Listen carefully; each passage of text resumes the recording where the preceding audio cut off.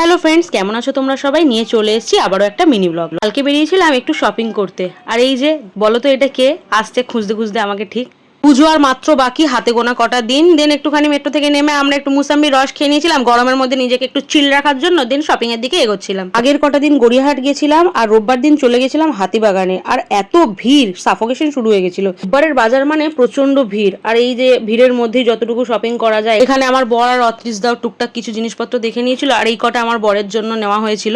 তারপরে আমরা একটুখানি ঘুরলাম, আরো শপিং করলাম টুকটাক করে। আমার এত জোরে খিদে পেয়ে গেছিল, তো আমি বললাম চলো একটু কিছু খাওয়া দাওয়া করা যাক। দেন এখানে চাউমিন নিয়ে নিয়েছিলাম, একটু বন্টন নিয়ে নিয়েছিলাম। তো গরমের মধ্যে গরম গরম খাবার খেয়ে নেওয়ার পরে হাসি আর যেন বেরোচ্ছিল না। তো গরম খাবার খাওয়ার পর এখানে আইসক্রিম খেয়ে নিয়েছিলাম তিনজনে। মাত্র 1 সেকেন্ডের জন্য লাস্ট মেট্রোটা মিস হয়ে গেল। দেন আর কি, গরমের মধ্যে ধুকোতে ধুকোতে ঠেলা খেতে খেতে বাসে করে বাড়ি ফিরতে হলো।